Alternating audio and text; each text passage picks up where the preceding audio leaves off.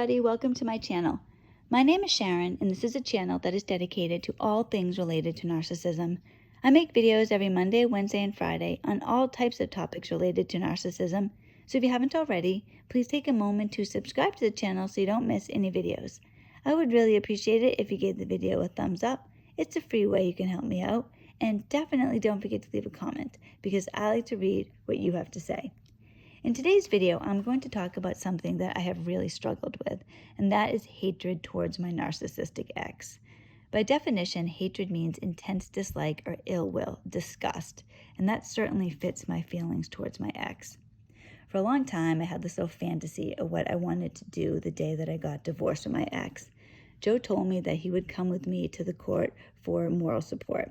So I had this plan that I kind of brought Joe in on. I didn't know that this was a real plan.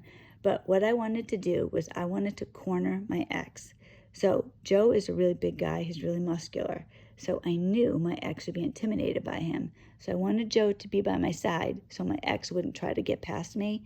And then I wanted to kick him as hard as I could right between the legs. I wanted to watch him fall to the ground. I wanted to see the anguish in his eyes. I wanted to cause him pain because he caused me pain and he caused our children pain. It was a way that I could have revenge. And this little fantasy brought me a lot of pleasure, and I really wanted to do it. Now, recently I said to Joe, I don't think I need to do that anymore. I'm not feeling like I want to do that as much anymore. And he shocked me when he said, "What? You were serious? You really wanted to do that?" He didn't know that, yeah, I was dead serious. I really wanted to do that. And I know that many of you can relate to the feelings that I had. Narcissists are foul and loathsome. They are thieves of all that is good in your life. Peace, security, hope, dreams, love. They are black holes of despair, literally your worst nightmare. Nothing is the same ever again after they come into your life. They are truly evil. So many people believe that narcissists are literally demons. I believe that too. Before my narcissist, I never gave a thought to Satan or demons or anything like that. Satan would have been like Frankenstein or Voldemort, not literally real. But unlike Frankenstein or Voldemort, I believe that Satan does exist. Narcissists purposely, knowingly, and with pleasure seek to destroy you. They seek to cause you as much anguish as possible. Someone who takes your love for them and plays with it and twists it and manipulates it like it's an open wound, purposely and with pleasure, they deliberately seek to bring you down. They change us. We become fearful, terrorized, abused. They rage at us. They abuse us in all ways, financially, emotionally, physically, sexually. And worse than all that, if you're a parent, they do it to their children as well. They don't protect their children. They exploit them. They manipulate them. They steal their innocence, force them to grow up well before their time. They are the true family annihilators. They don't have a conscience. They don't have morals. They sleep well at night. That's been one of the more difficult things for me to accept. Now that I'm aware, I know a lot of the things my ex has done. When I think about it, the things he did, and then after he did this, like just as one example, he charged $100,000 on credit cards. That drastically affected my family's future. So here he was doing this day after day, ruining our future, ruining our financial security, causing massive harm to our children's future. And what did he do? Night after night, he slept just fine right next to me. No guilt, no worries, no care. And the thing is, too, Joe's mentioned this to me several times. Narcissists, what we know that they do is such the smallest percentage of what they've actually done. So if you picture like an iceberg, see these giant icebergs, and they look massive and huge. But the reality is, compared to what is under the water, it's just a little teeny thing. That's what you hear, the tip of the iceberg. It's just a small portion of it. That's like narcissistic abuse, the things that they do. We don't know. We don't know most of it. We just know the tip of what they've done. If we knew what they have really done, what they're really doing even now, we would throw up, or some of us would drop dead from a heart attack. It's that evil, that vile. It's beyond what we can even comprehend. So how can you not hate and despise such trash? It's natural to hate something like this. But let's talk about what that hate does to you. Now, I'm a snake person, and snake people have this annoyance with hearing that certain snakes are poisonous. No snake is poisonous. Some snakes are venomous, but in order to be poisoned, you would have to ingest the poison. So a snake can't poison you. That would mean you're eating it. You have to ingest a poison. But certain snakes can envenomate you. So they bite you and inject venom into your veins. Or there are some cobras that can spit venom into your eyes. So what happens is that the venom will course through your veins, and if it's not treated, it will rip you apart inside. So depending on the type of venom, you will either have massive organ failure, internal bleeding, or your blood will stop flowing freely and turn into some sludge, something that resembles oatmeal rather than blood. It's painful and fatal without attention. Narcissists envenomate you with their dysfunction, with their cruelty. Unlike a snake, though, narcissists envenomate maliciously. I know people believe, or some people believe, that snakes bite you maliciously with some perverse glee, but it's not true. If a snake bites you, it's always a reaction to either being hungry or defense. Narcissists, though, want to harm you. Snakes are not the smartest animals. They're the type that they'll kind of, Joe has said this to me so many times that narcissists will shoot first and aim later. That's kind of what a snake does. They think that there's food in the area. They'll just reach out and grab onto something. I've been bitten several times for that reason. The snail will open the cage and the snake will rush out, think it's getting food, but it'll really grab onto my thumb. And it actually is not easy to get them off, but that's how a snake is. They're not doing it maliciously. A narcissist, though, they know exactly what they're doing. They plot and plan. Inside a narcissist is a bitter, angry, and vengeful devil, the type of being who makes sure that if they're having a bad day, so are you. So Joe had mentioned in the last video a quote he heard, "So within, so without." So essentially, that means that what's in our mind will be reflected in our life. So think about when you are really joyful, when you're having a great day. That affects everybody around you. The hatred and absence of joy of a narcissist also affects everybody around them. After the love bomb stage, the narcissist's true personality settles onto your life like a storm cloud. So you are always wondering when that first drop of rain is going to be felt. Your children live under the storm cloud too. There's very little sunshine in their life. For so many of us, we live like this day in and day out, feeling helpless and confused. And the thing is, we are the lucky ones. If you're watching videos like this, if you know what narcissism is, if you're learning about it, you're one of the lucky ones because you're aware. Think about how it used to be. For so many of us, we have such similar stories. We're with the same type of person. For a long time, I knew something was wrong with my ex. I knew he didn't treat me right. I knew he wasn't a good husband. He wasn't a good father. I couldn't understand why he did the things that he did. I really couldn't. And then I kept thinking, and this is what happens to people, the way the narcissist used to be at the beginning of the relationship, when they're love bombing you, we believe that's the real person. And we just keep wanting them to get back to that person because that's the person we wanted to be with. That's the person we made a commitment to, not who they became. What we didn't know is that who they became is really who they were. So we keep wanting them to get back to who they were. That's what we want. We have no idea until we learn about narcissism. And then you're just hit with this reality that's so painful. And what happens to us is that we end up having despair and then angry and then hatred as we wake up.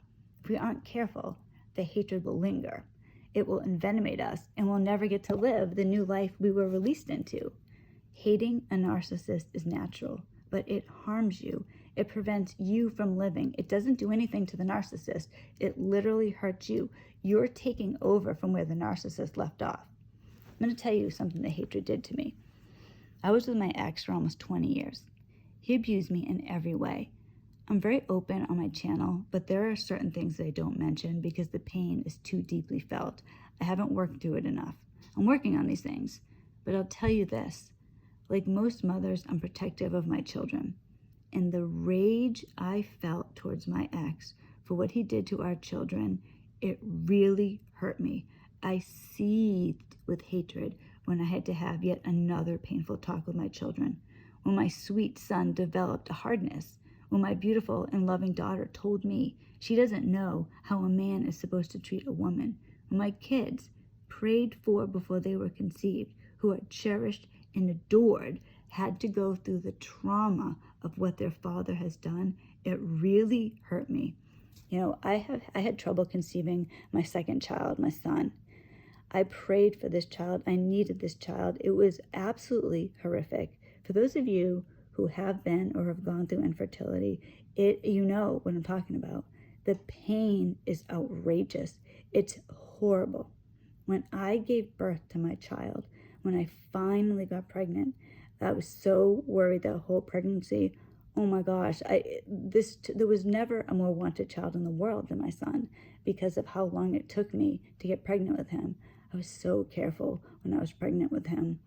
And when I finally gave birth to him, and I had this child, this dream of mine, this true joy. There was a moment after he was born, like the next day, I took this new infant and I clutched him to my chest and I got down on my knees and I sobbed. I sobbed with gratitude. I was so grateful. And I looked at my child and oh my gosh, I was looking at his brown eyes and his plump little body and I was so happy. Here was this child that I was so grateful. Even now, I'm just emotional thinking about it. He's 15 now. I adore this child. I mean, my daughter too, don't get me wrong, but the anguish that I had not to be able to conceive him when I so desperately wanted a child. And I thanked God for him. And I told Dad, Joe and I call God Dad. So I told God that I would do anything for this child, that he was going to have a great life and I was going to be a great mother to him. And I thanked him and promised him all these things related to my son and my daughter too. And it turns out that I couldn't do all the things that I promised him, that I wanted to do. I mean, I gave up a career for my children. I did everything for my children and I wanted to, so that I'm not complaining. I wanted to do it. But I did it for them because I wanted to give them the life that I didn't have. I wanted to give them everything. I had so much love. I'm a very maternal person. I had so much love for these children, and I really wanted to do right by them. And then it turns out that the very person that I chose to have children with hurt them, and I couldn't keep my promises. And my children know trauma, and they haven't had an easy childhood, and there's more things to come because I'm not even divorced from my ex yet. That's still coming. You know, we're going to be moving. A lot of things are coming up. I'm worried about my children. So the life that I had planned for them, I can't give them because of somebody else. And the guilt ate at me. And when it really affected me, it would just irritate me every day. I couldn't sleep.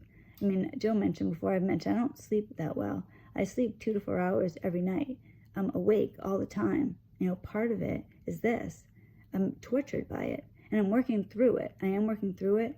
But it really, really gets to you. Hatred will eat at you from the inside out if you're not careful. All of us, when we're in a situation like this, we have to look at what is important. And what is important is moving forward. Hatred of a narcissist has to be released. Not because they deserve it, but because it's hurting you. It's hurting me. When you're with a narcissist, your life is drastically changed. But for those of us who have been given freedom, who know that this is what has happened, we can start over. And I know starting over is not ideal. It would be better not to have had any of this happen. But when it happened, there's nothing you can do. Now, what I just want my freedom. I have an acceptance of who my ex is, and I've made peace with it as best I can. I still have some things I need to work on, and I'm still trying to deal with the guilt I have as a parent because my children have suffered. Like I said, now I know it wasn't me, but I still feel that guilt because I brought this person in, and I didn't know what narcissism was, but I knew he wasn't a good father. Maybe I should have taken action years ago. Instead, I waited until God rescued me. So many of us suffer with this. We know this, and we are tormented by it. I am not at the place where I wish my ex well. And if something bad happened to him, I would not be upset. If he died, frankly, that would make my life a lot easier. but I'm not actively wishing for it anymore. I used to actually pray for that. I used to pray every day that he would die. That was the type of prayer I prayed. I'm healing. I don't have the venom of hatred coursing through my veins anymore. If you are in a real rage and you want to hurt somebody who hurt you, I get it. But one of the benefits we have over narcissists is that we can recover. We can live and we can thrive. The goal has to be excising this thing from our life. Keeping hatred alive keeps you attached to them. It prevents you from living. Hating a narcissist gives them supply. I thought the best revenge was going to be kicking my ex right between the legs, but what really is the best revenge is living well without them. We did the unthinkable, the unacceptable. We got away.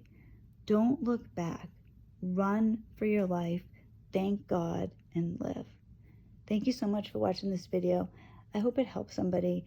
Feeling hatred it's horrible, because it really does. It affects every part of your body, and you feel guilt, and it's horrible.